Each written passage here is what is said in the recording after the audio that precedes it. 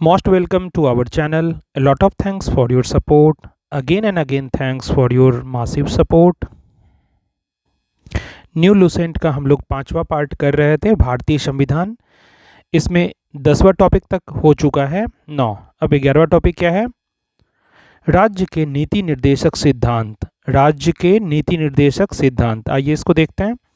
राज्य के नीति निर्देशक सिद्धांत का वर्णन संविधान के भाग 4 में, कौन से भाग में? 4 भाग में, यानी संविधान के भाग 4 में राज्य के नीति निर्देशक सिद्धांत का वर्णन है।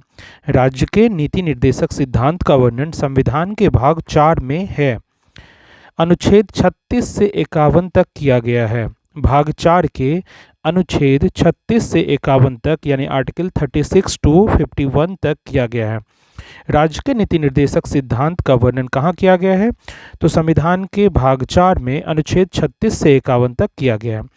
इसकी प्रेरणा आयरलैंड के संविधान से मिली है। इसकी प्रेरणा कहाँ से मिली है? कौन से देश से हम लोग कॉपी किए हैं, प्रेरणा लिए हैं?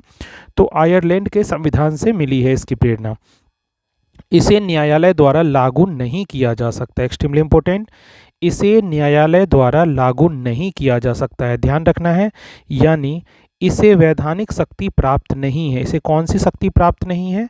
इसे वैधानिक शक्ति प्राप्त नहीं है, किंतु फिर भी इस भाग में अधिकथित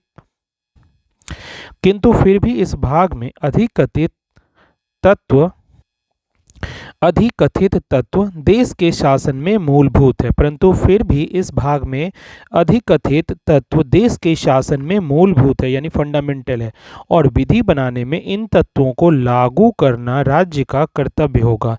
जब भी कोई कानून बनेगा, विधि बनेगा, तो इन तत्वों को लागू करना राज्य का कर्तव्य होगा। यानी भारतीय संविधान के अनुसार राज्य का नीति निर्देशक तत्व शासन के लिए आधारभूत है, यानी फंडामेंटल है, यानी बेस है। यानी भारतीय संविधान के अनुसार राज्य का नीति निर्देशक तत्व जो है शासन के लिए आधारभूत है ना। इसके बाद क्या है? B.R. अम्बेडकर ने राज्य के नीति निर्देशक तत्व को भारत के संविधान की अनूठी विशेषता कहा है। भीमराव अंबेडकर ने राज्य के नीति निर्देशक तत्व को भारत के संविधान की अनूठी विशेषता कहा है। ध्यान रखना है, भारत के संविधान में कल्याणकारी राज्य की संकल्पना का समावेश राज्य की नीति निर्देशक तत्वों में किया गया है। भारत के संविधान में किस टाइप का राज्य? कल्याणकारी राज्य की संकल्पना का समावेश जो है राज्य के नीति निर्देशक तत्वों में ही किया गया है। कल्याणकारी राज्य का उद्देश्य, क्या उद्देश्य है? सामाजिक और आर्थिक प्रजातंत्र की स्थापना करना होता है। कल्याणकारी राज्य का उद्देश्य क्या होता है? सामाजिक और आर्थिक प्रजातंत्र की स्थापना करना होता है।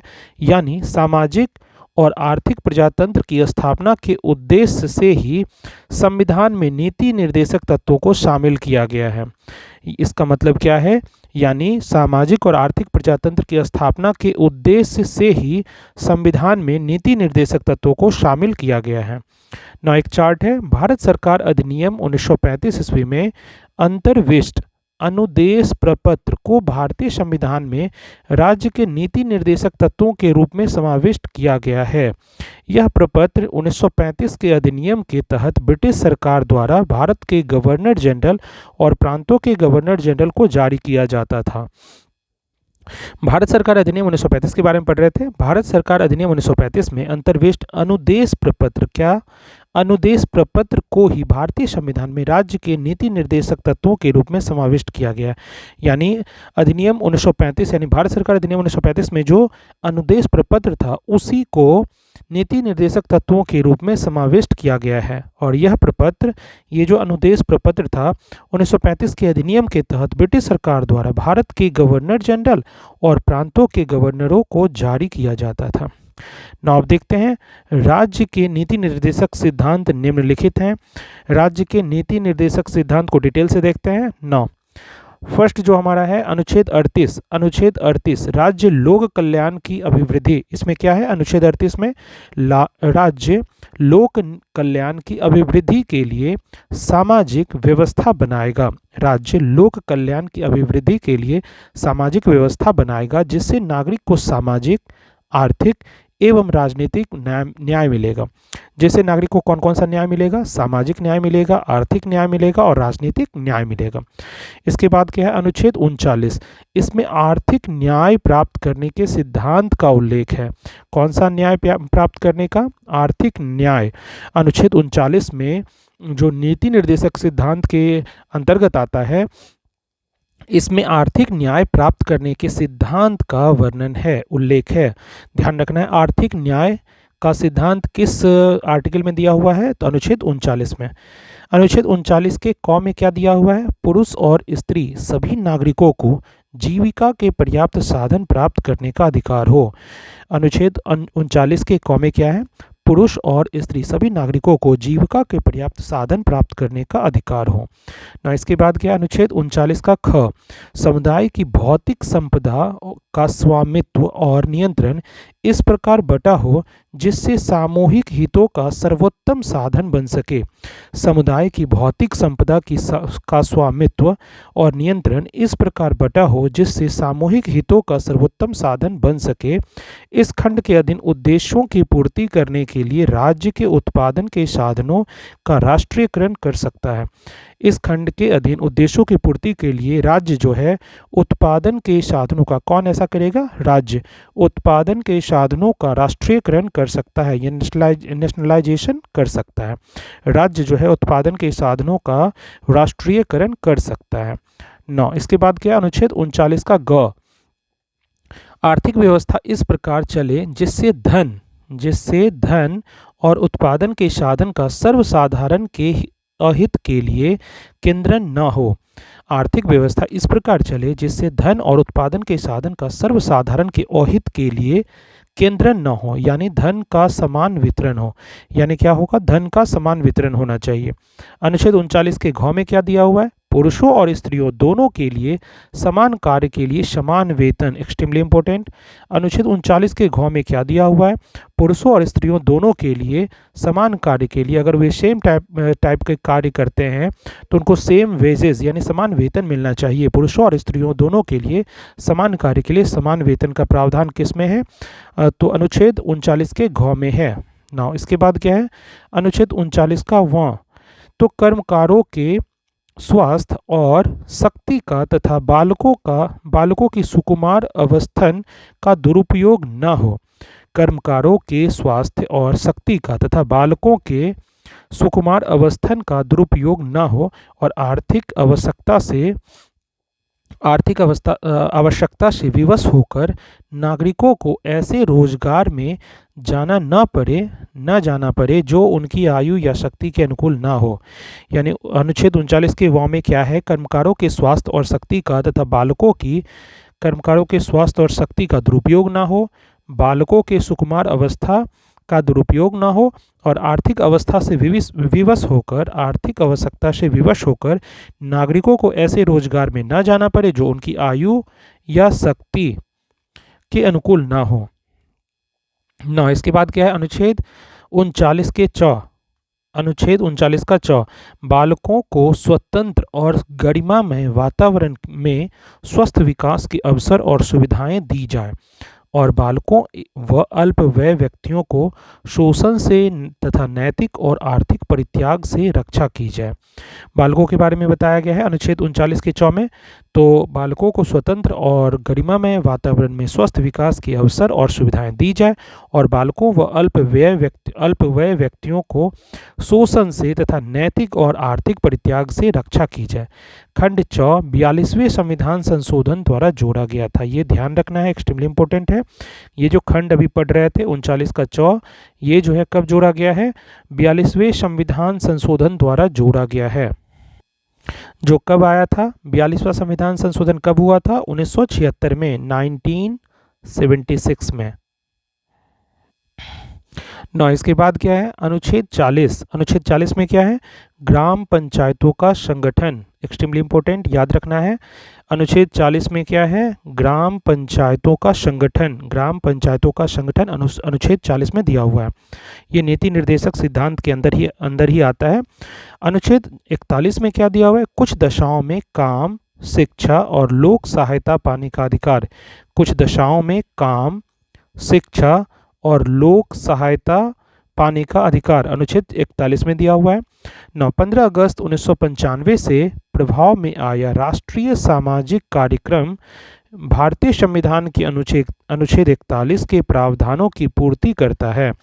15 अगस्त 1995 में इसका स्टार्ट हुआ था, से प्रभाव में आया क्या चीज़? राष्ट्रीय सामाजिक कार्यक्रम, जो भारतीय संविधान के अनुच्छेद 41 के प्रावधानों की पूर्ति करता है। ये जो राष्ट्रीय सामाजिक कार्यक्रम है, ये अनुच्छेद 41 के बारे में ही बात कर रहा है कि भारतीय संविधान के अनुच्छेद 41 के प्रावधानों की पूर्ति करता है। इसका उद्देश्य गरीबों को सामाजिक सहायता उपलब्ध कराना है। इसका उद्देश्य क्या है? गरीबों को सामाजिक सहायता उपलब्ध कराना है। वर्तमान में इसमें 5 योजनाएं शामिल हैं। इसका मेन उद्देश्य क्या है? गरीबों को सामाजिक सहायता उपलब्ध कराना है। वर्तमान में इसके 5 योजनाएं शामिल हैं। कितने योजनाएं हैं? वर्तमान में इसमें 5 योजनाएं शामिल हैं। पहला योजना क्या है? इंदिरा गांधी राष्ट्रीय वृद्धावस्था पेंशन योजना। दूसरा योजना क्या है? इंदिरा गांधी राष्ट्रीय विधवा पेंशन योजना। तीसरा क्या है? इंदिरा गांधी राष्ट्रीय विकलांगता पेंशन योजना। चौथा क्या है? राष्ट्रीय परिवार लाभ योजना। और पांचवा है अन्नपूर्णा योजना। तो 5 योजनाएं कौन कौन से थे? वर्तमान में इसमें 5 योजनाएं शामिल हैं और इसका उद्देश्य क्या था? गरीबों को सामाजिक सहायता उपलब्ध कराना है। तो वर्तमान में 5 योजनाएं जो हैं, एक बार देख लेते हैं फिर से। फर्स्ट योजना था इंदिरा गांधी राष्ट्रीय वृद्धावस्था पेंशन योजना। दूसरा था इंदिरा गांधी राष्ट्रीय विधवा पेंशन योजना। तीसरा था इंदिरा गांधी राष्ट्रीय विकलांगता पेंशन योजना। चौथा था राष्ट्रीय परिवार लाभ योजना। और पांचवा था अन्नपूर्णा योजना। इसके बाद है अनुच्छेद 42 के बारे में। काम की न्याय संगत और मानवोचित दशाओं का तथा प्रसूति सहायता का उपबंध। काम की न्याय संगत और मानवोचित दशाओं का तथा प्रसूति सहायता का उपबंध, इसके बारे में किस अनुच्छेद में बात करते हैं? इसके बारे में प्रावधान जो है अनुच्छेद 42 में दिया हुआ है।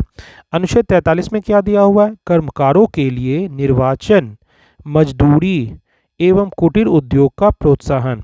अनुच्छेद 43 में क्या है? कर्मकारों के लिए निर्वाचन, मजदूरी और एवं कुटीर उद्योग को प्रोत्साहन।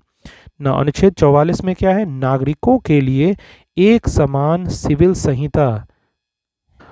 अनुच्छेद 44 में क्या है?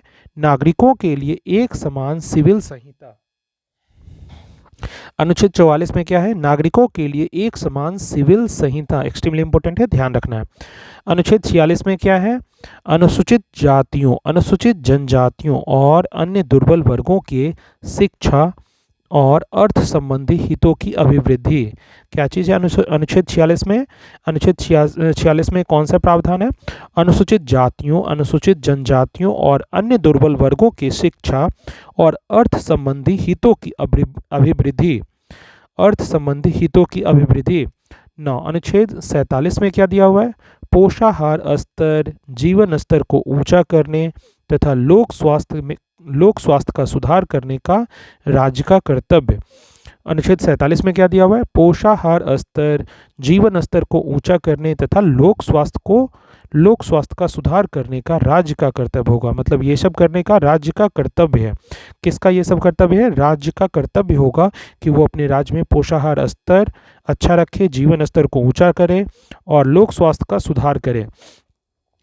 अनुच्छेद 48 में क्या दिया हुआ है? कृषि एवं पशुपालन का संगठन। Extremely important. अनुच्छेद 48 में किस चीज़ की प्रावधान है? तो कृषि एवं पशुपालन का संगठन। अनुच्छेद 48 के क में क्या दिया हुआ है? पर्यावरण का संरक्षण एवं संवर्धन और वन एवं वन्य जीवों की रक्षा। अनुच्छेद 48 के क में क्या दिया हुआ है? पर्यावरण का संरक्षण तथा संवर्धन और वन एवं वन्य जीवों की रक्षा। अनुच्छेद 49 में क्या दिया हुआ है? राष्ट्रीय महत्व के स्मारकों, स्थानों और वस्तुओं का संरक्षण। राष्ट्रीय महत्व के स्मारकों, स्थानों व वस्तुओं का संरक्षण। अनुच्छेद 49 में ऐसा प्रावधान है। अनुच्छेद 50 में क्या दिया हुआ है? कार्यपालिका तथा न्यायपालिका, कार्यपालिका एवं न्यायपालिका का पृथक्करण। कार्यपालिका एवं न्यायपालिका का पृथक्करण, इसके बारे में प्रावधान कहाँ पे दिया हुआ है? अनुच्छेद 50। अनुच्छेद 50 में कौन सा प्रावधान है? तो अनुच्छेद 50 में कार्यपालिका एवं न्यायपालिका का पृथक्करण का प्रावधान है। इसके बाद अनुच्छेद 51 है 51। अनुच्छेद 51 में क्या दिया हुआ है? अंतर्राष्ट्रीय शांति और सुरक्षा की अभिवृद्धि। अंतर्राष्ट्रीय शांति और सुरक्षा की अभिवृद्धि। अनुच्छेद 51 में किस चीज का प्रावधान है? अंतर्राष्ट्रीय शांति एवं सुरक्षा की अभिवृद्धि। ऊपर्युक्त अनुच्छेद के अतिरिक्त कुछ ऐसे अनुच्छेद भी हैं जो राज्य के लिए निदेशक सिद्धांत के रूप में कार्य करते हैं। ऊपर जितने भी अनुच्छेद दिए गए थे उसके अतिरिक्त कुछ ऐसे भी अनुच्छेद हैं जो राज्य के लिए निदेशक सिद्धांत के रूप में कार्य करते हैं। जैसे अनुच्छेद 350 का क। अनुच्छेद 350 का क में क्या दिया हुआ है? प्राथमिक स्तर पर मातृभाषा में शिक्षा देना, एक्सट्रीमली इंपॉर्टेंट। अनुच्छेद 350 के क में क्या दिया हुआ है?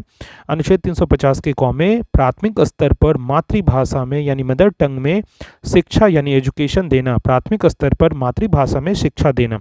अनुच्छेद 51 के क में क्या दिया हुआ है? अनुच्छेद 351 में क्या दिया हुआ है? हिंदी को प्रोत्साहन देना। अनुच्छेद 351 में क्या दिया हुआ है? प्रावधान किस चीज का है? तो हिंदी को प्रोत्साहन देना, हिंदी को प्रोत्साहन देना, ऐसा प्रावधान किस अनुच्छेद में किया गया है? अनुच्छेद 351। राज्य का नीति निर्देशक तत्व एक ऐसा चेक है जो बैंक की सुविधा अनुसार अदा की जाएगी। यह कथन किसका था? तो केटी शाह का है। यह कथन किसका है? तो केटी शाह का है। इनका क्या कथन है कि राज्य का नीति निर्देशक तत्व जो है एक ऐसा चेक है जो बैंक की सुविधा के अनुसार अदा की जाएगी। यह कथन केटी शाह का है। अब देखते हैं, एक चार्ट है, मौलिक अधिकार एवं नीति निर्देशक सिद्धांत में अंतर क्या है? एक्सट्रीमली इंपॉर्टेंट है। मौलिक अधिकार और नीति निर्देशक तत्व में अंतर क्या है? इस पर एक चार्ट है, देखते हैं। मौलिक अधिकार एवं नीति निर्देशक सिद्धांत में अंतर। मौलिक अधिकार एवं नीति निर्देशक सिद्धांत, तो पहले हम लोग को नीति निर्देशक सिद्धांत देखना है और फिर मौलिक अधिकार देखना है, दोनों में अंतर क्या है। तो पहला अंतर, तो सबसे पहला क्या हो जाएगा? यह आयरलैंड के संविधान से लिया गया है। क्या चीज़ की बात कर रहे हैं? अभी हम लोग बात कर रहे हैं नीति निर्देशक सिद्धांत का। तो नीति निर्देशक सिद्धांत जो है आयरलैंड के संविधान से लिया गया है। और मौलिक अधिकार कहाँ से लिया गया था? इसके बारे में हम लोग पढ़े थे, यूएसए के संविधान से लिया गया था। यह यूएसए के संविधान से लिया गया था। तो दोनों में पहला अंतर क्या है? ये आयरलैंड से और ये यूएसए से। दूसरा अंतर क्या है? इसका वर्णन संविधान के भाग 4 में किया गया है। ये नीति निर्देशक सिद्धांत के बारे में पढ़े कि इसका वर्णन संविधान के भाग 4 में किया गया है, लेकिन मौलिक अधिकार जो है भाग 3 में है। संविधान के, हमारे संविधान में भाग 3 में इसका वर्णन किया गया है। तीसरा अंतर क्या है? तो नीति निर्देशक सिद्धांत जो है इसे लागू कराने के लिए न्यायालय नहीं जाया जा सकता है। ध्यान रखना है, न्यायालय नहीं जाया जा सकता। लेकिन अगर मूल अधिकार की बात करें तो मौलिक अधिकार जो है इसे लागू कराने के लिए न्यायालय की शरण ले सकते हैं। मतलब इसके लिए हम लोग न्यायालय जा सकते हैं, इसके लिए न्यायालय नहीं जा सकते हैं। तो नीति निर्देशक सिद्धांत के लिए हम लोग न्यायालय नहीं जा सकते हैं और मौलिक अधिकार के लिए न्यायालय जा सकते हैं। अब चौथा अंतर देखते हैं, यह समाज की भलाई के लिए है। यह समाज की भलाई के लिए है। और मौलिक अधिकार का देखते हैं, यह व्यक्ति के अधिकार के लिए है। दोनों में बहुत अच्छा अंतर है कि यह व्यक्ति के अधिकार के लिए है और मौलिक अधिकार के बारे में क्या पढ़े कि व्यक्ति के अधिकार के लिए है, और नीति निर्देशक सिद्धांत जो है ये समाज की भलाई के लिए है। पांचवा अंतर क्या है देखते हैं, इसके पीछे राजनीतिक मान्यता है। इसके पीछे क्या है? राजनीतिक मान्यता है। और मौलिक अधिकार जो है इसके पीछे कानूनी मान्यता है। तो मौलिक अधिकार जो है इसके पीछे कानूनी मान्यता है और नीति निर्देशक सिद्धांत जो था उसके पीछे राजनीतिक मान्यता है। छठा क्या है अंतर? छठा अंतर है, यह सरकार के अधिकारों को बढ़ाता है। यह सरकार के अधिकारों को बढ़ाता है, लेकिन मौलिक अधिकार जो है यह सरकार के महत्व को घटाता है। ध्यान रखना है, एक्सट्रीमली इंपॉर्टेंट है कि नीति निर्देशक सिद्धांत जो है यह सरकार के अधिकारों को बढ़ाता है, इंक्रीज कर देता है, लेकिन मौलिक अधिकार जो है वह सरकार के महत्व को डिक्रीज करता है, घटा देता है। Extremely important. अब सातवां अंतर क्या है? यह राज्य सरकार के द्वारा लागू करने के बाद नागरिक को प्राप्त हो जाता है। यह राज्य सरकार के द्वारा लागू करने के बाद नागरिक को प्राप्त हो जाता है, लेकिन मौलिक अधिकार में है कि यह अधिकार नागरिकों को स्वतः प्राप्त हो जाता है, अपने आप प्राप्त होता है। और नीति निर्देशक सिद्धांत में क्या पढ़े कि यह राज्य सरकार के द्वारा लागू, जब तक राज्य सरकार नहीं करेगा तब तक नागरिक को प्राप्त नहीं होगा, यानी यह राज्य सरकार द्वारा लागू करने के बाद ही नागरिक को प्राप्त होता है। लेकिन मौलिक अधिकार में क्या पढ़े कि यह अधिकार नागरिकों को स्वतः प्राप्त हो जाता है, अपने आप प्राप्त हो जाता है। तो अभी हम लोग चार्ट देख रहे थे एक, जिसमें क्या था, मौलिक अधिकार एवं नीति निर्देशक सिद्धांत में अंतर। तो इधर जो हम लोग पढ़ रहे थे ये था नीति निर्देशक सिद्धांत में के बारे में और मौलिक अधिकार के बारे में इधर। तो एक बार रिवाइज कर लेते हैं। नीति निर्देशक सिद्धांत जो है आयरलैंड के संविधान से लिया गया है और मौलिक अधिकार जो है यूएसए के संविधान से लिया गया है। ये भाग 4 में है, भाग 3 में है, यानी नीति निर्देशक सिद्धांत जो है वो भाग 4 में है, मौलिक अधिकार भाग 3 में है।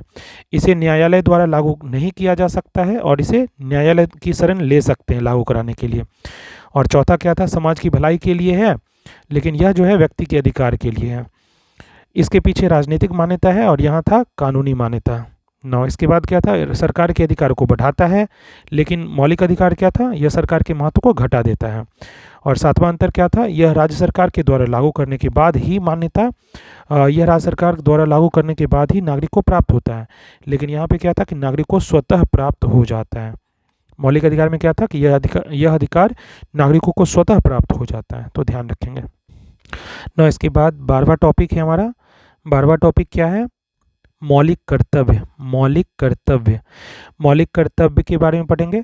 सरदार स्वर्ण सिंह समिति, सरदार एक्सट्रीमली इंपॉर्टेंट है, सरदार स्वर्ण सिंह समिति की अनुशंसा पर संविधान के 42वें संशोधन जो 1976 ईस्वी में हुआ था के द्वारा संविधान में 10 मौलिक कर्तव्य जोड़ा गया। एक्सट्रीमली इंपॉर्टेंट है कि कौन सी समिति थी, सरदार स्वर्ण सिंह समिति की अनुशंसा पर संविधान का कौन सा संशोधन था, तो 42वां संशोधन, संविधान के 42वें संशोधन जो कब हुआ था, 1976 ईस्वी में, के द्वारा संविधान में कितने, तो 10 मौलिक कर्तव्य जोड़ा गया। ध्यान रखना है। 9, इसमें है क्या, 86वें संशोधन अधिनियम 2002 में जो हुआ था उसके तहत 11वां मौलिक कर्तव्य जोड़ा गया और इसे रूस के संविधान से लिया गया है। यानी 10 मौलिक कर्तव्य तो ऑलरेडी 42वें संविधान संशोधन जो 1976 में हुआ था उसके द्वारा जोड़ा गया था, लेकिन 86वां संविधान संशोधन जो हुआ, जो 2002 में हुआ था, उसके तहत 11वां जो है मौलिक कर्तव्य जोड़ा गया। इस तरह से 10 और 1 11, टोटल 11 हमारे भारत देश में मौलिक कर्तव्य हैं। और इसे कहाँ से लिया गया है, तो रूस के संविधान से लिया गया है। इसे भाग 4 के क में अनुच्छेद 51 के क के तहत रखा गया है। एक्सट्रीमली इंपॉर्टेंट, कौन से भाग में रखा गया इसको, इसे भाग 4 के क में, संविधान के भाग 4 के क में, और अनुच्छेद कौन सा है, अनुच्छेद 51 के क के तहत रखा गया है। एक बार देख लेते हैं फिर से। तो मौलिक कर्तव्य के बारे में स्टार्ट किए थे पढ़ना। सरदार स्वर्ण सिंह समिति कौन सी समिति की अनुशंसा पे बनी थी, सरदार स्वर्ण सिंह समिति की अनुशंसा पे बनी थी। संविधान का कौन सा अनुच्छेद से आया था, कौन सा अनुच्छेद मतलब संशोधन हुआ था, संविधान के 42वें संशोधन अधिनियम से ये आया था। संविधान के 42वें संशोधन अधिनियम जो कब हुआ था, 1976 ईस्वी में हुआ था। जो 42वां संविधान संशोधन जो है 1976 ईस्वी में हुआ था और इसके तहत संविधान में 10 मौलिक कर्तव्य, यानी उस समय 10 मौलिक कर्तव्य जोड़ा गया। और फिर क्या हुआ, 86वां संविधान संशोधन जो हुआ, जो 2002 ईस्वी में हुआ था, उसके तहत 11वां मौलिक कर्तव्य जो है, 11वां मौलिक कर्तव्य फिर से जोड़ा गया। तो टोटल 11 हो गया उसके बाद मौलिक कर्तव्य, और इसे रूस के संविधान से लिया गया है, ये ध्यान रखना है। फिर ये कौन सा भाग में है, तो 4 के क में, कौन सा भाग में है, संविधान के भाग 4 के क में है, और अनुच्छेद कौन सा है, तो अनुच्छेद 51 का क के तहत रखा गया है। 9, अब क्या है, मौलिक कर्तव्य की संख्या 11 है। टोटल अभी बताए कैसे कैसे ये 11 हुआ। पहला आया था 42वां संशोधन से, पहले जो है 10 आया था 42वां संशोधन से, और +1 कब हुआ था, 10 आया था 42वां संशोधन से, और एक जो जुड़ा था 86वां संशोधन से। टोटल 11 हो गया। मौलिक कर्तव्य की संख्या जो है 11 है, जो इस प्रकार है। आइए देखते हैं बारी बारी से। प्रत्येक नागरिक, पहला जो मौलिक कर्तव्य है हमारा वो क्या है, प्रत्येक नागरिक का यह कर्तव्य होगा कि वह संविधान का पालन करे, वह उसके आदर्शों, संस्थाओं, राष्ट्रध्वज और राष्ट्रगान का आदर करे। पहला क्या है, प्रत्येक नागरिक का यह कर्तव्य होगा कि वह संविधान का पालन करे और वह उसके आदर्शों, संस्थाओं, राष्ट्रध्वज और राष्ट्रगान का आदर करें। दूसरा कर्तव्य क्या है? स्वतंत्रता के लिए हमारे राष्ट्रीय आंदोलन को प्रेरित करने वाला जो उच्च आदर्शों को हृदय में संजोए रखे और उनका पालन करें। स्वतंत्रता के लिए जो हमारे राष्ट्रीय आंदोलन को प्रेरित करने वाले उच्च आदर्श थे, उनको हृदय में संजोए रखे और उनका पालन करें। तीसरा मौलिक कर्तव्य क्या है? भारत की प्रभुता, एकता और अखंडता की रक्षा करें और उसे अक्षुण्ण रखें। भारत की प्रभुता, एकता और अखंडता की रक्षा करें और उसे अक्षुण्ण रखें, अक्षुण्ण रखें। 9, इसके बाद चौथा क्या है? देश की रक्षा करें। चौथा क्या है मौलिक कर्तव्य? देश की रक्षा करें। पांचवा क्या है? भारत के सभी लोगों में समरसता, क्या चीज़? समरसता की भावना और समान भ्रातृत्व की भावना का निर्माण करें। भारत के सभी लोगों में समरसता और समान भ्रातृत्व की भावना का निर्माण करें। ये पांचवा था। अब छठा क्या है? हमारी सामाजिक संस्कृति, हमारी सामाजिक संस्कृति की गौरवशाली परंपरा का महत्व समझे और उसका संरक्षण करें। हमारी सामाजिक संस्कृति की गौरवशाली परंपरा का महत्व समझे और उसका संरक्षण करें। सातवीं जो है, सातवां मूल कर्तव्य जो है वो कौन सा है? तो प्राकृतिक, सातवां मूल कर्तव्य देखते हैं, प्राकृतिक पर्यावरण की रक्षा और उसका संवर्धन करें। प्राकृतिक पर्यावरण की रक्षा करें और उसका संवर्धन करें। 9, आठवां क्या है मूल कर्तव्य? वैज्ञानिक दृष्टिकोण और ज्ञानार्जन की भावना का विकास करें। वैज्ञानिक दृष्टिकोण और ज्ञानार्जन की भावना का विकास करें। 9वां क्या है मौलिक कर्तव्य? तो सार्वजनिक संपत्ति को सुरक्षित रखें। 9वां क्या था? सार्वजनिक संपत्ति को सुरक्षित रखें। सार्वजनिक संपत्ति को सुरक्षित रखें। 10वां क्या है? व्यक्तिगत एवं सामूहिक गतिविधियों के सभी क्षेत्रों में उत्कर्ष की ओर बढ़ने का सतत प्रयास करें। व्यक्तिगत और सामूहिक गतिविधि जो हैं के सभी क्षेत्रों में उत्कर्ष की ओर बढ़ने का सतत लगातार प्रयास करें। 11वां क्या है? माता पिता या संरक्षक द्वारा 6 से 14 वर्ष, कितने से कितना है? 6 से 14 वर्ष, माता पिता या संरक्षक द्वारा 6 से 14 वर्ष के बच्चों हेतु प्राथमिक शिक्षा प्रदान करना। ये 86वां संशोधन में ऐड हुआ था। तो माता पिता या संरक्षक द्वारा 6 से 14 वर्ष के बच्चों हेतु प्राथमिक शिक्षा प्रदान करना जो 86वां संशोधन में ऐड हुआ था, जुड़ा था। भारत की संप्रभुता, एकता और अखंडता को सुनिश्चित तथा संरक्षित करने का भाव मौलिक कर्तव्यों में ही निहित है। मौलिक कर्तव्यों में क्या निहित है? एक्सट्रीमली इंपॉर्टेंट है।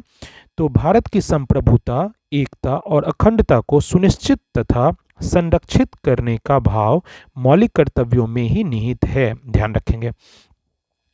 अब आगे हम लोग 13th टॉपिक पे। 13th टॉपिक क्या है? 13वां टॉपिक जो है संघीय कार्यपालिका के बारे में बात करता है। संघीय कार्यपालिका देखते हैं। भारतीय संघ की कार्यपालिका शक्ति जो है राष्ट्रपति में निहित है। कहाँ पे? राष्ट्रपति में निहित है। भारतीय संघ की कार्यपालिका शक्ति राष्ट्रपति में निहित है। ये कौन से अनुच्छेद के तहत है? अनुच्छेद 53 भारतीय संघ की कार्यपालिका की शक्ति जो है राष्ट्रपति में निहित है। अनुच्छेद कौन सा? 53वां इसके अनुसार है। यानी 53वां अनुच्छेद में ये प्रावधान है कि भारतीय संघ की कार्यपालिका शक्ति राष्ट्रपति में निहित है। 9, भारत में संसदीय व्यवस्था को अपनाया गया है। भारत में संसदीय व्यवस्था एक्सट्रीमली इंपॉर्टेंट है। भारत में कौन सी व्यवस्था है? तो भारत में संसदीय व्यवस्था को अपनाया गया है क्योंकि मंत्रिपरिषद लोकसभा के प्रति उत्तरदायी है। भारत में संसदीय व्यवस्था को अपनाया गया है, ध्यान रखना है, एक्सट्रीमली इंपॉर्टेंट है। भारत में संसदीय व्यवस्था को अपनाया गया है क्योंकि मंत्रिपरिषद लोकसभा के प्रति उत्तरदायी है। क्योंकि मंत्रिपरिषद जो होती है लोकसभा के प्रति उत्तरदायी होती है। अतः राष्ट्रपति नाम मात्र की कार्यपालिका है। राष्ट्रपति जो है नाम मात्र की कार्यपालिका है तथा प्रधानमंत्री एवं उसका मंत्रिमंडल वास्तविक कार्यपालिका है। ध्यान रखेंगे कि अतः राष्ट्रपति जो है नाम मात्र की कार्यपालिका है तथा प्रधानमंत्री एवं उसका मंत्रिमंडल वास्तविक कार्यपालिका है। हम क्या पढ़ रहे थे? भारत में संसदीय व्यवस्था को अपनाया गया है क्योंकि मंत्रिपरिषद लोकसभा के प्रति उत्तरदायी है। अतः राष्ट्रपति नाम मात्र की कार्यपालिका है तथा प्रधानमंत्री व उसका मंत्रिमंडल जो है वास्तविक कार्यपालिका है। अब राष्ट्रपति के बारे में हम लोग डिटेल से देखते हैं। राष्ट्रपति अनुच्छेद 52 के तहत, अनुच्छेद 52 में प्रावधान इसके बारे में है। राष्ट्रपति के बारे में प्रावधान जो है अनुच्छेद 52 में है। राष्ट्रपति देश का संवैधानिक प्रधान होता है, एक्सट्रीमली इंपॉर्टेंट। राष्ट्रपति जो है देश का संवैधानिक प्रधान होता है। राष्ट्रपति पूरे देश का संवैधानिक प्रधान होता है। राष्ट्रपति भारत का प्रथम नागरिक, एक्सट्रीमली इंपॉर्टेंट, कहलाता है। राष्ट्रपति भारत का प्रथम नागरिक कहलाता है। राष्ट्रपति को ही प्रथम नागरिक कहा जाता है। राष्ट्रपति पद की योग्यता, राष्ट्रपति पद की योग्यता में क्या है? संविधान के अनुच्छेद 58 के अनुसार कोई व्यक्ति राष्ट्रपति होने योग्य तब होगा जब वह, क्या क्या कंडीशन है देखिए, तो पहला क्या है? भारत का नागरिक हो। दूसरा कंडीशन है 35 वर्ष की आयु पूरी कर चुका हो। और तीसरा है कि लोकसभा का सदस्य निर्वाचित किए जाने योग्य हो। चौथा है कि चुनाव के समय लाभ का पद धारण नहीं करता हो। राष्ट्रपति पद की योग्यता के लिए हम लोग 4 कंडीशन पढ़ रहे थे। राष्ट्रपति पद की योग्यता क्या है, कैसे है होती है, तो कैसे लोग योग्य होते हैं राष्ट्रपति बनने के, तो देखते हैं। संविधान के अनुच्छेद 58, संविधान के अनुच्छेद 58 के अनुसार कोई व्यक्ति राष्ट्रपति होने योग्य तब होगा। कौन से अनुच्छेद में ये बात की गई है, तो किस अनुच्छेद में ऐसा प्रावधान किया गया है, तो संविधान के अनुच्छेद 58 के अनुसार कोई व्यक्ति जो है राष्ट्रपति होने योग्य तब होगा जब वह, पहला कंडीशन क्या है? भारत का नागरिक हो। दूसरा कंडीशन क्या है? 35 वर्ष की आयु पूरी कर चुका हो। तीसरा कंडीशन है लोकसभा का सदस्य निर्वाचित किए जाने योग्य हो, ध्यान रखना है। चौथा कंडीशन क्या है? चुनाव के समय लाभ का पद धारण नहीं करता हो। अगर ये 4 कंडीशन फॉलो कर रहा है वो व्यक्ति, तो राष्ट्रपति पद की योग्यता उसके में है और राष्ट्रपति बनने के लिए उम्मीदवार वो बन सकता है। नौ, इसके बाद क्या है? यदि व्यक्ति राष्ट्रपति या उपराष्ट्रपति के पद पर हो या संघ अथवा किसी राज्य की मंत्रिपरिषद का सदस्य हो तो वह लाभ का पद नहीं माना जाएगा। ध्यान रखना है, यदि व्यक्ति राष्ट्रपति या उपराष्ट्रपति के पद पर हो या संघ अथवा किसी राज्य की मंत्रिपरिषद का सदस्य हो तो वह लाभ का पद नहीं माना जाता है। अब है राष्ट्रपति के निर्वाचन के लिए निर्वाचक मंडल कैसे बनते हैं, उनके बारे में पढ़ते हैं डिटेल से। राष्ट्रपति के निर्वाचन के लिए निर्वाचक मंडल के बारे में पढ़ते हैं। ये कौन से अनुच्छेद में बात करता है इसकी, तो अनुच्छेद 54, अनुच्छेद 54 जो है इसके बारे में बात करता है। राष्ट्रपति के निर्वाचन के लिए निर्वाचक मंडल के बारे में जानकारी कहाँ से मिलती है, तो अनुच्छेद 54 में। इसमें राज्यसभा, लोकसभा और राज्यों की विधानसभा के निर्वाचित सदस्य होते हैं, ध्यान रखना है, एक्सट्रीमली इंपॉर्टेंट है। तो इसमें क्या क्या होते हैं, यानी राष्ट्रपति के निर्वाचन के लिए निर्वाचक मंडल में कौन कौन होंगे शामिल, तो राज्यसभा होगी, लोकसभा होगी और राज्यों की विधानसभाओं के निर्वाचित सदस्य रहते हैं। नवीनतम जो व्यवस्था बनी है उसके अनुसार पुदुचेरी विधानसभा तथा दिल्ली की विधानसभा के निर्वाचित सदस्य को भी सम्मिलित किया गया है। ध्यान रखना है, नई जो व्यवस्था बनी है उसके अनुसार पुदुचेरी को भी और दिल्ली को भी की जो विधानसभा है, पुदुचेरी विधानसभा और दिल्ली की विधानसभा के निर्वाचित सदस्य को भी सम्मिलित किया जाता है इस निर्वाचक मंडल में। नौ, इसके बाद क्या है? राष्ट्रपति पद के उम्मीदवार के लिए निर्वाचक मंडल के 50 सदस्य प्रस्तावक और 50 सदस्य अनुमोदक होते हैं। ध्यान रखेंगे कि राष्ट्रपति पद के उम्मीदवार के लिए निर्वाचक मंडल के 50 सदस्य जो हैं प्रस्तावक होंगे। राष्ट्रपति पद के उम्मीदवार के लिए निर्वाचक मंडल के 50 सदस्य क्या होंगे? प्रस्तावक, और 50 सदस्य अनुमोदक होंगे। 50 सदस्य प्रस्तावक और 50 सदस्य अनुमोदक होते हैं। एक ही व्यक्ति जितनी बार चाहे राष्ट्रपति के पद पर निर्वाचित हो सकता है। एक ही व्यक्ति जो है भारत में जितनी बार चाहे राष्ट्रपति पद पर निर्वाचित हो सकता है। इसके बाद क्या है? राष्ट्रपति का निर्वाचन समानुपातिक प्रतिनिधित्व प्रणाली के तीसरे स्वरूप एकल संक्रमणीय मत प्रणाली के द्वारा होता है, एक्सट्रीमली इंपॉर्टेंट। और इसके बारे में कौन सा अनुच्छेद बात करता है, इसकी जानकारी कौन से अनुच्छेद से मिलती है, तो अनुच्छेद 55। अनुच्छेद 55 में ये प्रावधान है कि राष्ट्रपति का निर्वाचन जो है समानुपातिक प्रतिनिधित्व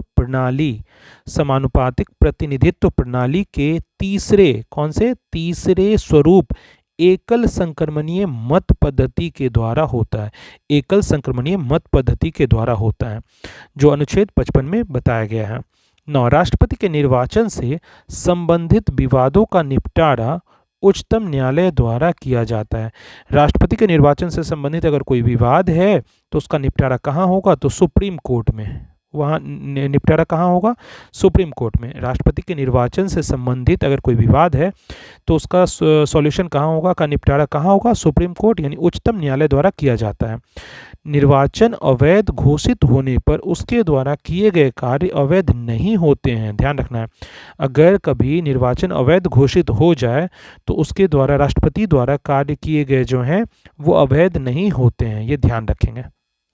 नो अब देखते हैं चार्ट में दिया हुआ है समानुपातिक प्रतिनिधित्व प्रणाली के बारे में। देखते हैं डिटेल से क्या है ये समानुपातिक प्रतिनिधित्व प्रणाली। देखते हैं समानुपातिक प्रतिनिधित्व जो है चुनाव प्रणाली में, समानुपातिक प्रतिनिधित्व चुनाव प्रणाली में किसी पार्टी को उतनी ही प्रतिशत सीटें मिलती हैं जितने प्रतिशत उसे वोट मिलते हैं। ध्यान रखेंगे, एक एक लाइन इंपॉर्टेंट है।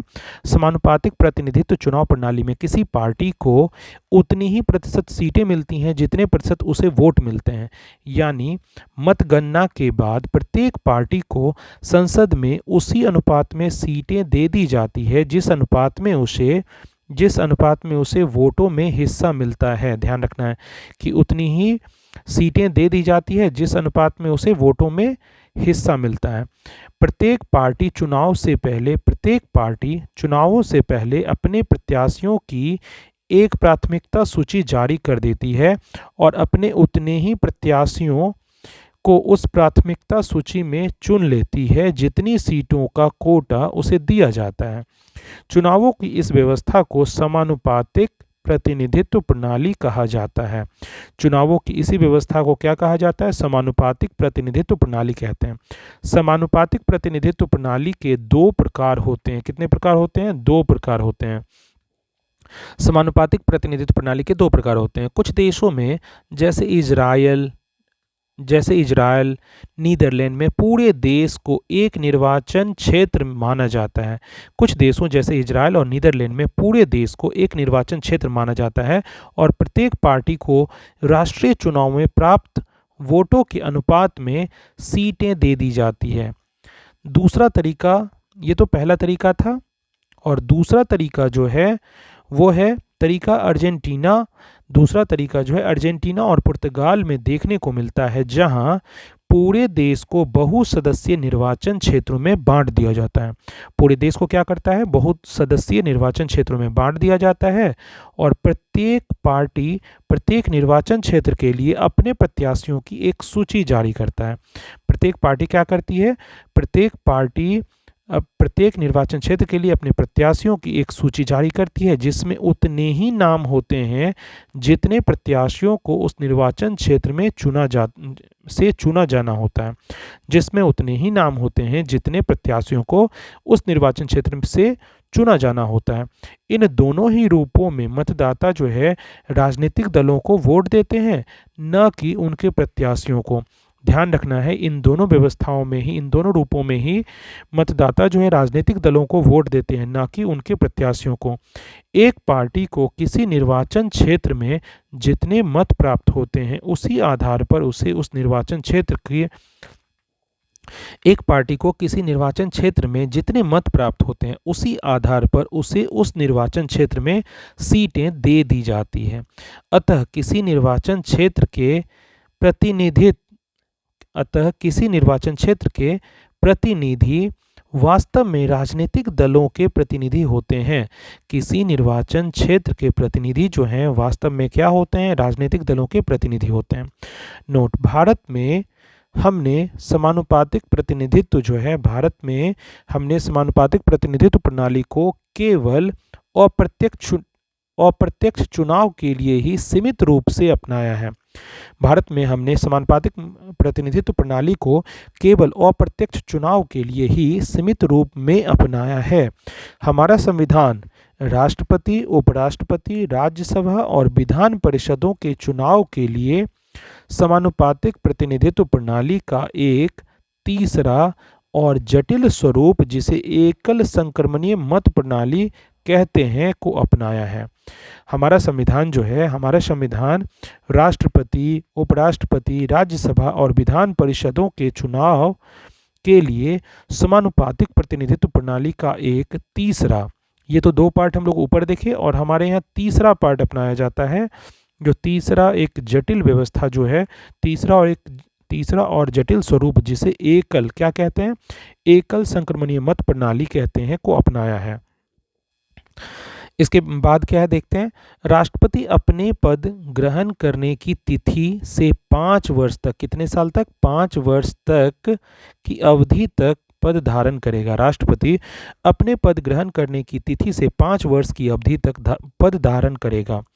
अपने पद की समाप्ति के बाद भी वह पद पर तब तक बना रहेगा जब तक कि उसका उत्तराधिकारी पद ग्रहण नहीं कर लेता है। ध्यान रखना है, राष्ट्रपति अपने पद ग्रहण की तिथि से 5 वर्ष तक, कितने वर्ष तक, 5 वर्ष तक की अवधि तक पद धारण करेगा। अपने पद की समाप्ति के बाद भी वह पद तब तक ग्रहण करेगा, वह पद पर तब तक बना रहेगा जब तक उसका उत्तराधिकारी जो है पद ग्रहण नहीं कर लेता। ये ऐसा कौन से संविधान में अनुच्छेद में बताया गया है, तो इसकी जानकारी हमें अनुच्छेद 56 से मिलती है।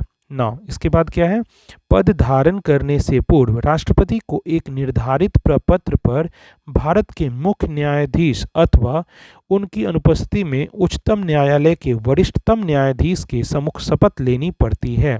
एक्सट्रीमली इंपॉर्टेंट, पद धारण करने से पूर्व राष्ट्रपति को एक निर्धारित प्रपत्र पर, ध्यान रखना है, पर भारत के मुख्य न्यायाधीश अथवा उनकी अनुपस्थिति में उच्चतम न्यायालय के वरिष्ठतम न्यायाधीश के सम्मुख शपथ लेनी पड़ती है। अर्थात पद धारण करने के लिए राष्ट्रपति को किन से शपथ दिलवाया जाता है, राष्ट्रपति किनके द्वारा शपथ लेते हैं, तो मुख्य न्यायाधीश, भारत के मुख्य न्यायाधीश अथवा उनकी अनुपस्थिति में उच्चतम न्यायालय के वरिष्ठतम न्यायाधीश जो होते हैं वो शपथ दिलवाते हैं राष्ट्रपति को पद धारण करने से पूर्व।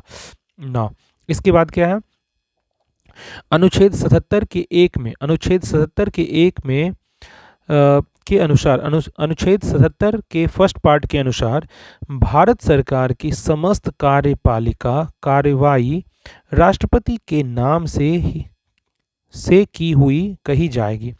अनुच्छेद 77 के 1 में दिया हुआ है कि अनुसार भारत सरकार की समस्त कार्यपालिका जो है, जो कार्यवाही होती है, कार्यपालिका कार्रवाई होती है, राष्ट्रपति के नाम से ही हुई कहे जाएगी। और अनुच्छेद 77 के 3 के अनुसार राष्ट्रपति भारत सरकार का कार्य अधिक सुविधापूर्वक किए जाने के लिए और मंत्रियों में उक्त कार्य के आवंटन के लिए नियम बनाएगा। ध्यान रखना है, अनुच्छेद 77 के फर्स्ट पार्ट में क्या है कि अनुसार भारत सरकार की समस्त कार्यपालिका जो है उसकी कार्यवाही राष्ट्रपति के नाम से ही हुई कही जाएगी, उन्हीं के नाम से सारा कार्य होता है। और अनुच्छेद 77 के 3 के अनुसार राष्ट्रपति भारत सरकार का कार्य जो है अधिक सुविधापूर्वक किए जाने के लिए और मंत्रियों में उक्त कार्य के आवंटन के लिए नियम बनाता है। नियम कौन बनाता है, तो राष्ट्रपति ही बनाता है। अब आइए देखते हैं, एक चार्ट है भारत के राष्ट्रपति का नाम है और कार्यकाल है।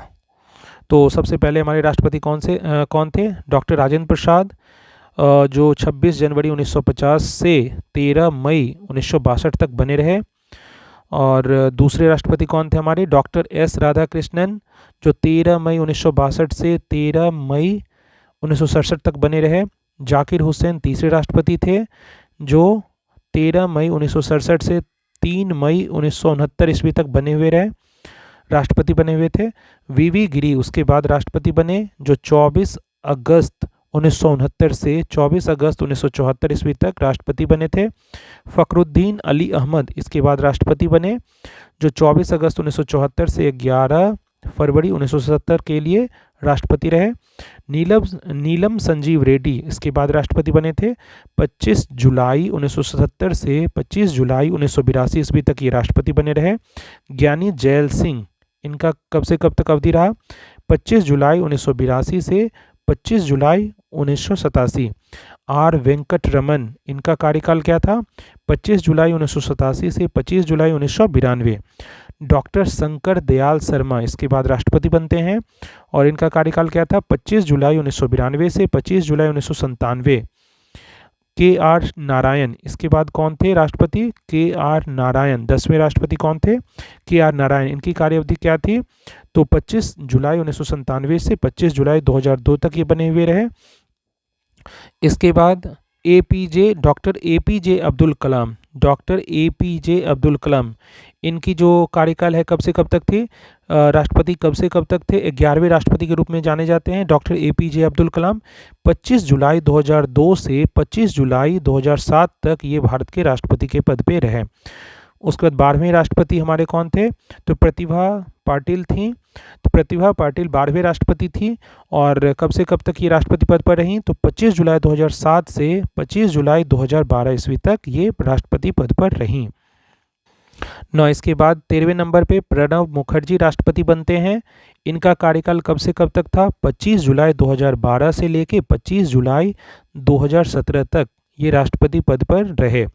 इसके बाद 14वें राष्ट्रपति कौन थे, रामनाथ कोविंद, जो इनका कार्यकाल क्या था, 25 जुलाई 2017 से 25 जुलाई 2022 तक, 25 जुलाई 2022 तक ये राष्ट्रपति के पद पर कार्यरत रहे।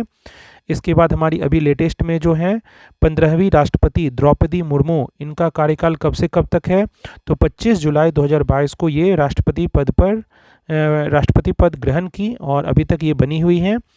तो 15वीं राष्ट्रपति जो अभी लेटेस्ट में राष्ट्रपति हैं द्रौपदी मुर्मू, 25 जुलाई 2022 को ये राष्ट्रपति पद ग्रहण करती हैं और अभी तक वो बनी हुई हैं।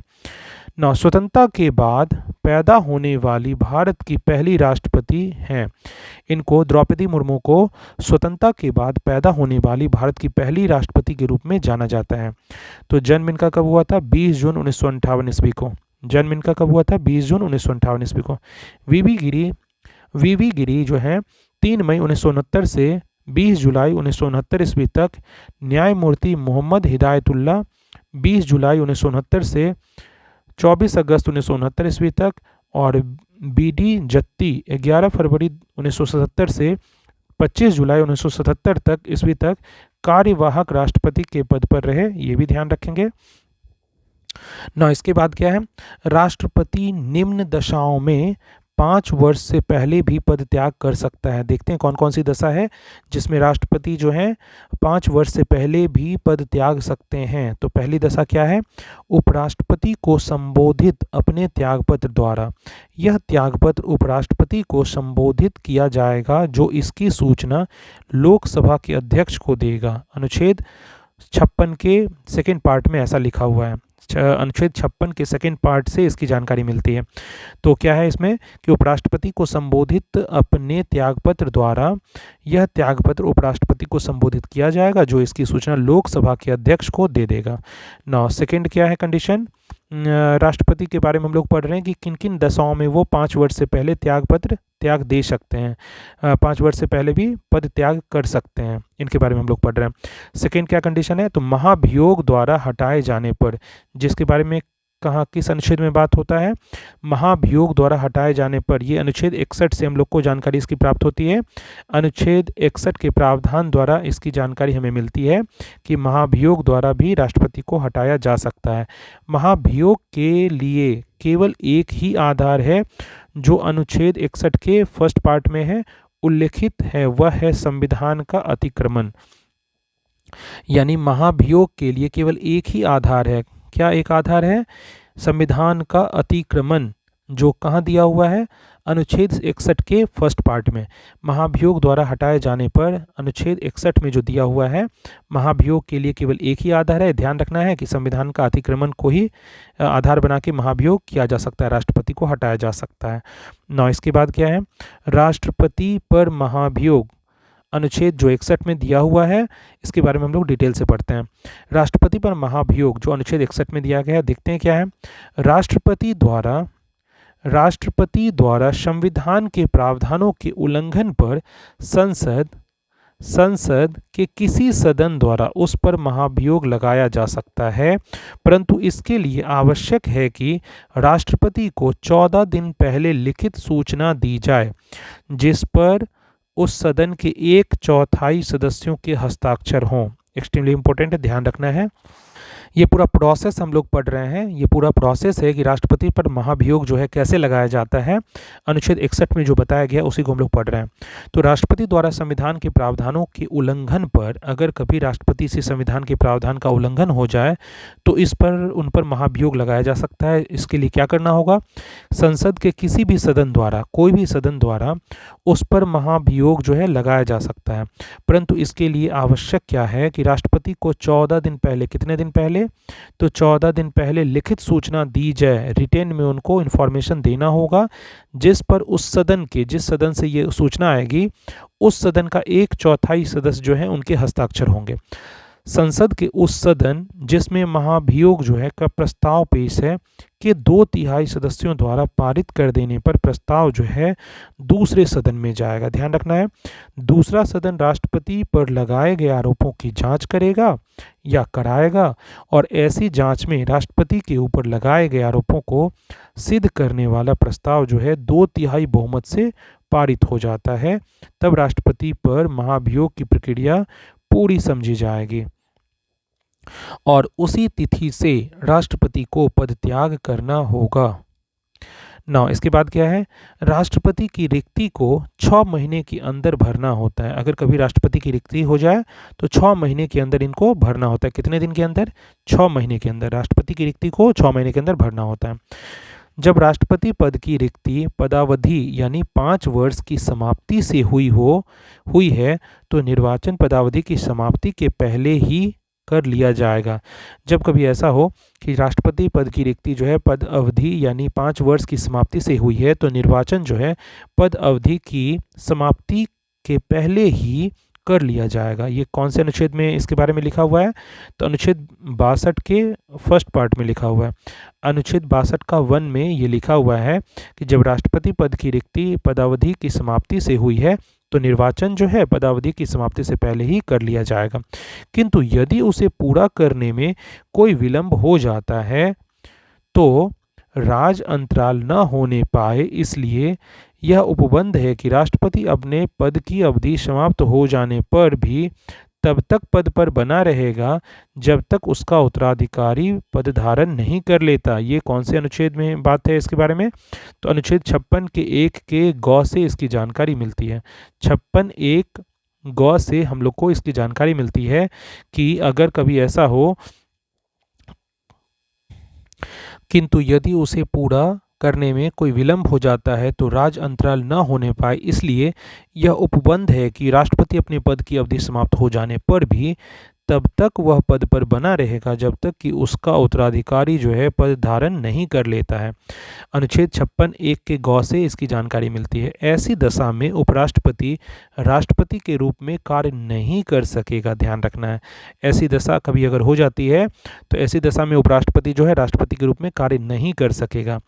अब आइए देखते हैं अन्य आकस्मिकताओं में राष्ट्रपति के कृत्यों का निर्वहन के बारे में पढ़ना है। अन्य आकस्मिकताओं में राष्ट्रपति के कृत्यों का निर्वहन, जिसके बारे में अनुच्छेद 70 में जानकारी मिलती है, इसके बारे में हम लोग पढ़ेंगे। अन्य आकस्मिकताओं में राष्ट्रपति के कृत्यों का निर्वहन कैसे होता है देखते हैं। जब राष्ट्रपति एवं उपराष्ट्रपति दोनों का पद रिक्त हो तो ऐसी आकस्मिकताओं में अनुच्छेद 70, अनुच्छेद कौन सा, अनुच्छेद 70 राष्ट्रपति के कृत्यों का निर्वहन का उपबंध करता है। जब कभी ऐसा हो जाए कि जब राष्ट्रपति और उपराष्ट्रपति दोनों का पद रिक्त हो तो ऐसी आकस्मिकताओं, ऐसी इमरजेंसीज में क्या होगा कि अनुच्छेद 70 जो है आर्टिकल 70 राष्ट्रपति के कृत्यों का निर्वहन का उपबंध करता है। इसके अनुसार संसद जैसा उचित समझे वैसा उपबंध कर सकती है। मतलब संसद पे छोड़ दिया जाता है कि संसद जैसा उचित समझे वैसा उपबंध कर सकती है। इसी उद्देश्य से संसद ने राष्ट्रपति उत्तराधिकार अधिनियम 1969 ईस्वी पारित किया है। इसी उद्देश्य से जो संसद है वो राष्ट्रपति उत्तराधिकार अधिनियम 1969 कब बना था, 1969 में यह अधिनियम आया था, पारित किया है, जो यह उपबंधित करता है कि यदि उपराष्ट्रपति भी किसी कारणवश उपलब्ध नहीं है, इसमें उपबंधित क्या है, जो यह उपबंधित करता है कि यदि उपराष्ट्रपति भी किसी कारणवश उपलब्ध नहीं है तो उच्चतम न्यायालय का मुख्य न्यायाधीश, उच्चतम न्यायालय का मुख्य न्यायाधीश या उसके नहीं रहने पर या उसके नहीं रहने पर उसी न्यायालय का वरिष्ठतम न्यायाधीश जो उस समय उपलब्ध हो राष्ट्रपति के कृत्यों का संपादित करेगा। यानी अगर कभी ऐसा हो जाए कि राष्ट्रपति और उपराष्ट्रपति दोनों नहीं हैं, उपराष्ट्रपति भी नहीं है, तो क्या होगा, इसी उद्देश्य से संसद ने राष्ट्रपति उत्तराधिकार अधिनियम 1969 ईस्वी में पारित किया है, जो यह उपबंधित करता है कि यदि उपराष्ट्रपति भी किसी कारणवश उपलब्ध नहीं हो तो उच्चतम न्यायालय का मुख्य न्यायाधीश, किसको, उच्चतम न्यायालय के मुख्य न्यायाधीश को, या अगर वो भी नहीं है तो उसी न्यायालय का वरिष्ठतम न्यायाधीश जो है, जो उस समय उपलब्ध हो, राष्ट्रपति के कृत्यों को संपादित करेगा। मतलब राष्ट्रपति के जितने कार्य हैं उनको वो करेगा, राष्ट्रपति के कृत्यों को संपादित करेगा। नौ, इसके बाद है राष्ट्रपति के वेतन एवं भत्ते। राष्ट्रपति के वेतन एवं भत्ते, आइए देखते हैं। राष्ट्रपति का मासिक वेतन 5 लाख रुपया है। राष्ट्रपति का मासिक वेतन कितना है? 5 लाख रुपया है। राष्ट्रपति का मासिक वेतन, मंथली इनकम जो है वो 5 लाख रुपया है। इसके अलावा उन्हें आजीवन फ्री मेडिकल, क्या क्या सुविधाएं उपलब्ध है? इसके अलावा उन्हें आजीवन, होल लाइफ फ्री मेडिकल, आवास, इलाज की सुविधा समेत अन्य भत्ते भी मिलते हैं। राष्ट्रपति का मासिक वेतन 5 लाख रुपए है और इसके अलावा उन्हें आजीवन फ्री मेडिकल, आवास और इलाज की सुविधा समेत अन्य भत्ते भी मिलते हैं। इसके बाद क्या है? राष्ट्रपति का वेतन आयकर से मुक्त होता है। ध्यान रखना है, इस पे इनकम टैक्स नहीं कटता है।